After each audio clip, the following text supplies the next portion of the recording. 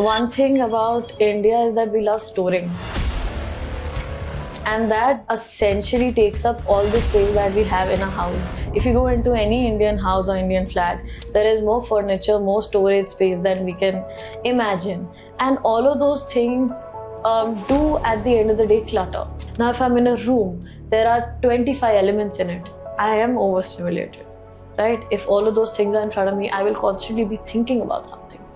Some emotion will be invoked in me, and that is a constant nervous system overdrive. As much feng shui you want, as much vastu that you want, but if you don't have plants in it, it will never liven up the space.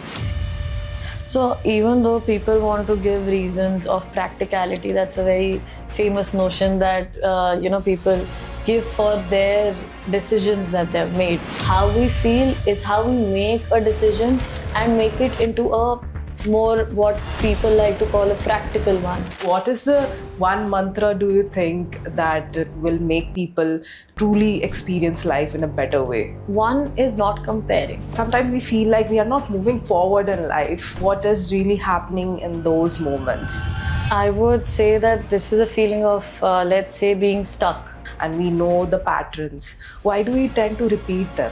Psychology as well, what we always say is that as humans we tend to go towards comfort. Anybody who's trying to change their pattern, they don't understand that just being aware does not mean that they will be able to bring a change. How much important is it to sit with the discomfort and the emotion that we have? Patterns help us in predictability, right? And discomfort comes in when things are not predictable. So discomfort is necessary for us to understand and move on from that emotion. So how much does the environment that we are really affect us? In psychology, the biggest debate till date is nature versus nurture. Something that we are born with and something that surrounds us and brings us up. Both of those factors have always been equally, if not more important to each other when it comes to a person's mental health or the kind of headspace that they're in. What kind of space really makes us feel calmer? A lot of things come into place.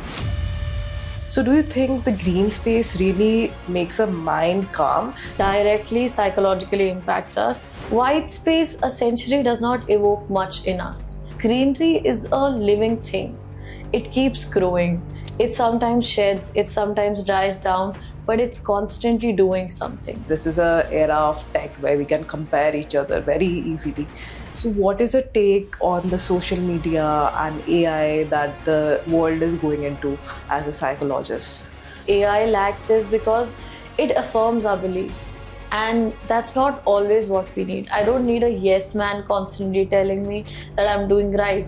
I need to become more aware of what I'm doing. Social media is a very debatable thing when it comes to mental health. Social media has forgotten or made us forget what being bored is like.